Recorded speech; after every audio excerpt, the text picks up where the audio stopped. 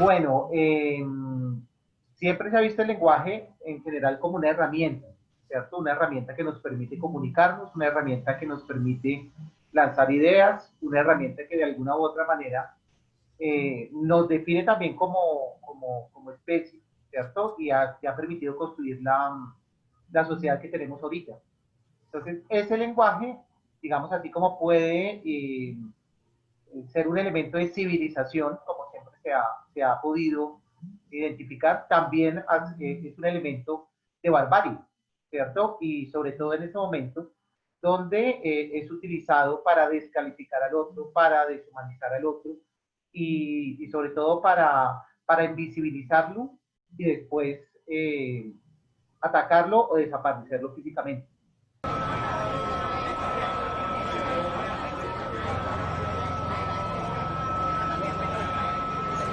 Sí, el lenguaje en principio, digamos, se plantea que todos los animales tienen lenguaje, ¿no? Entonces Humberto Eco plantea que el primer acto de Dios es permitir que Adán y Eva le den nombre a los animalitos y las criaturas, ¿no? Y Eco plantea precisamente eso en la búsqueda de los lenguajes perfectos. Pero el lenguaje, más que una herramienta, se convirtió también en una manera como los seres humanos comienzan a expresarse cosas que van más allá, digamos, del mero comercio de las ideas y va metiéndose también a cuestiones como, por ejemplo, los sentimientos, a cuestiones como, por ejemplo, el amor por la patria, por ejemplo. La palabra patria es una palabra muy rara, nosotros nunca vemos a patria, nosotros nunca vemos a nuestro país.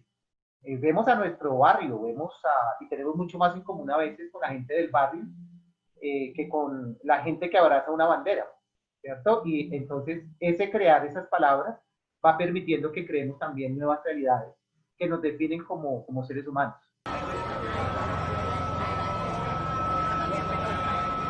Sí, sí, yo creo que la actual cultura, digamos, en lo que se llama la etapa actual del capitalismo, como lo es el neoliberalismo, es una cultura que está atravesada por todas las cuestiones de cómo ejercer el poder y cómo llegar a dominar eh, grandes masas de personas a través de diferentes medios, ¿no? Foucault planteaba, por ejemplo, que eso era las llamadas tecnologías del yo. Pero el lenguaje, digamos, se ha convertido en un arma muy fuerte, ¿cierto? Porque de una u otra manera, primero genera ciertas dinámicas de poder, pero también es transformado poco a poco por el poder. Una cosa que hace 20 años significaba una palabra, ¿cierto? Hoy significa totalmente la contraria y se utiliza precisamente para descalificar o para decir, por ejemplo, que cierta cosa es nociva para la sociedad.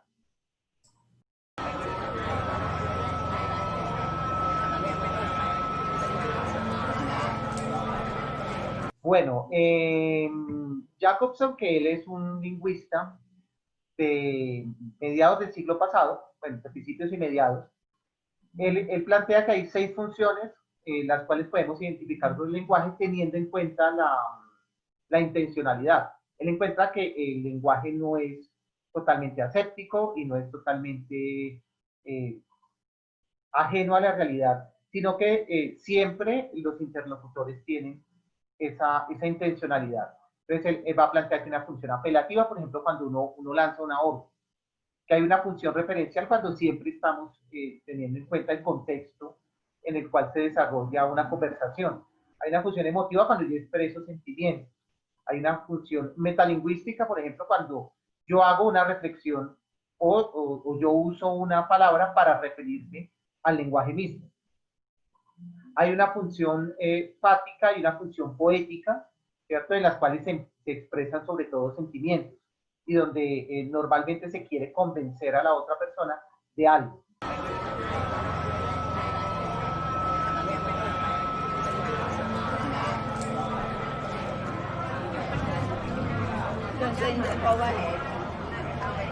Sí, yo he encontrado que a través de la historia nacional, digamos por muchas influencias, sobre todo de determinados sectores del poder, ¿cierto? Ahí están los partidos políticos, ahí está la Iglesia Católica, ¿cierto? Ahí están los grandes industriales. Siempre han usado el lenguaje para demonizar al otro y para descalificarlo, ¿cierto? Y como este lenguaje también tiene unos canales muy efectivos que son los medios de información, ¿cierto? Que van desde una gaceta, desde un periódico, la radio, que para Colombia fue tan importante en el siglo pasado, la llegada de la televisión. Entonces, elementalmente lo que se hace es demonizar al otro, plantearlo como el mal absoluto, ¿cierto? Nosotros, por injerencia de los relatos, digamos, de la literatura, desde los griegos hasta este momento, que esos relatos, por ejemplo, se transforman en guiones de cine, siempre pensamos en binarios, ¿cierto? Siempre hay un bueno de la película, siempre hay un malo de la película, ¿cierto? Entonces, en la séptima función del lenguaje siempre logramos invisibilizar todo lo que pueda ser bueno en el otro y lo planteamos como un mal absoluto, ¿cierto? Como algo que pone en peligro nuestra civilización, nuestra forma de vida e incluso nuestra vida misma, ¿no? Entonces, por ejemplo, cuando se decía a principios de siglo, en el caso, por ejemplo, del general Rafael Uribe Uribe, que es asesinado físicamente a hachazos a las afueras del Congreso, hay siempre, digamos, un año antes ya había comenzado una etapa donde a través de los periódicos se le planteaba que él era masón, que era ateo, ¿cierto? Que él representaba todos los males que el Partido Conservador quería erradicar de Colombia. Entonces, cuando es asesinado, efectivamente uno ve que ya mucho antes se había demonizado tanto a Rafael Uribe Uribe que las masas no se levantan, simplemente acuden a su funeral como algo inevitable, y es algo inevitable porque él representa el mal. Y si seguimos avanzando en la historia nacional, pues digamos a Jorge Eliezer Gaitán, ¿cierto? Asesinado en el 48, efectivamente, la manera como se le trataba en los medios de ese tiempo, tanto en la radio como en la prensa, entonces se le decía negro, se le decía indio Gaitán, obviamente como manera de desprestigiarlo, ¿cierto? Y además, pues, la Iglesia Católica pedía la cabeza de Gaitán. Recordemos que en Armero hay un sacerdote que efectivamente exige que se empale a la cabeza de Gaitán, porque representa todos los males del país. Y cuando viene el asesinato de toda esta gente de la Unión Patriótica, pues obviamente, con todas las tesis que después va a desarrollar mucho más el paramilitarismo, se muestra a la Unión Patriótica como el gran mal que va a destrozar el país. Como hoy decirle a alguien, por ejemplo, castrochavista, ¿cierto? Lo veíamos hace un par de semanas con Donald Trump y algunos senadores colombianos, ¿cierto? Entonces decían, no, es que X persona es castrochavista, o Y persona representa el comunismo internacional, ¿cierto? Y uno no sabe exactamente a qué se refiere. Incluso hace 2 días, ¿no? Decían que había un plan maquinado por Hugo Chávez, y uno decía, no entendía si era antes o después de morirse. Pero entonces digamos que esa función del lenguaje siempre ha sido muy clara en el país y hoy se ha desarrollado mucho más con las redes sociales.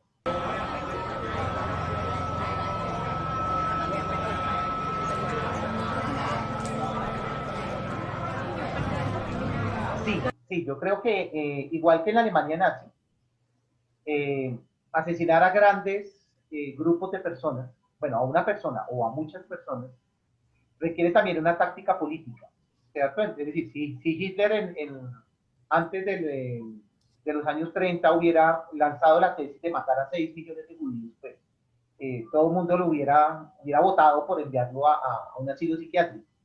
Pero después de mucha propaganda, de 20 años de propaganda, de caricaturas, de plantear que los judíos eran menos que ratas, cucarachas, pues era más fácil enviarlos al campo de exterminio y que la gente mire para otro lado o que asienta y diga, oiga, esto está bien, ¿no? Porque pues son enemigos de la sociedad.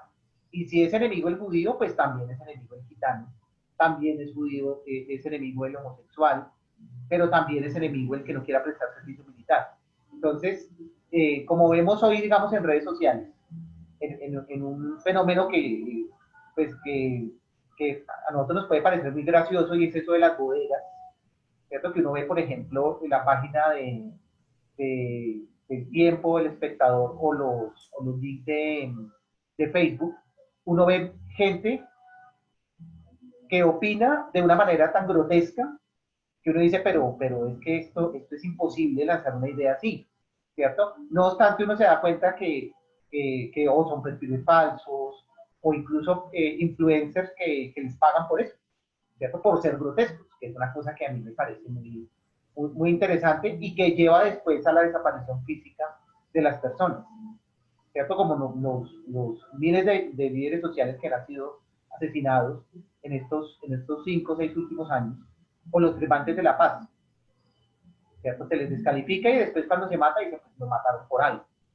¿cierto? Ese debía algún muerto, o son nidos de falda, ¿cierto? O no se fueron a recoger café, que son frases que, digamos, quedan para el muro de la infamia, de la manera como en Colombia asusamos la guerra y la convertimos en algo tan cotidiano que ya no nos duele.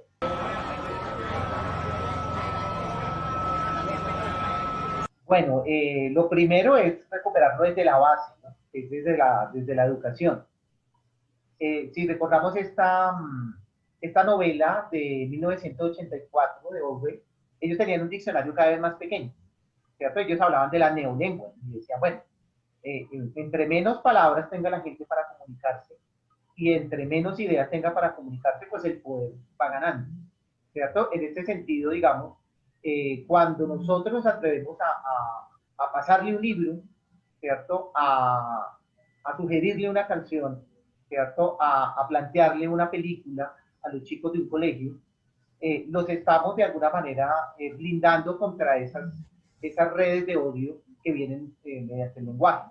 Lo segundo es que yo creo que los medios alternativos de prensa tienen la función de comenzar a repensarse el lenguaje en cómo se está transmitiendo eh, pues, el diario acontecer y las noticias, pero también cómo se está transmitiendo todas las ideas políticas, ¿cierto? Y estamos en un momento donde, bueno, también en muchos casos la polarización, de alguna manera, no es polarización porque es que es un solo partido o un solo conglomerado de personas de derecha, pues que tienen todos los medios para decir qué está bien y qué está mal. Entonces, en ese sentido, los medios y quienes pensamos de manera crítica, tenemos que repensarnos el lenguaje y las formas comunicativas, ¿cierto? Yo le planteaba hace muy poco a mis estudiantes, cuando vemos hoy todas las personas que más se están polarizando en el país, en el sentido de un discurso de odio, un discurso racista,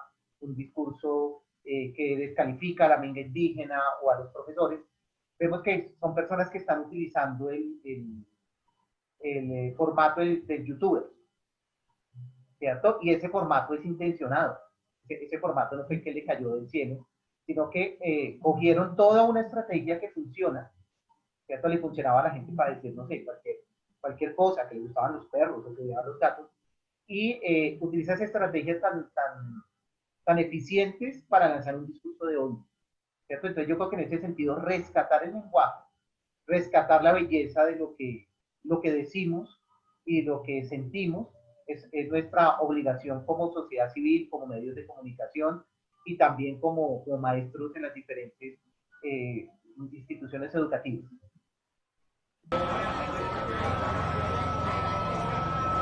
Sí, yo creo que el lenguaje es un campo de batalla donde a veces las ideas es lo que menos importa, ¿cierto? Si nosotros vemos los discursos de Hitler, él dice 4 pendejadas, ¿cierto?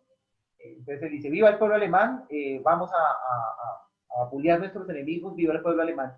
Y uno dice, bueno, pero ¿dónde está la idea central de eso? Y lo que convierte el lenguaje es en un campo de batalla donde quien mejor lo maneja y mejor lo conozca es capaz de ganarse el campo de las ideas del otro y colonizarlo. Y una vez colonizarlo, es capaz de hacer lo que sea con nosotros.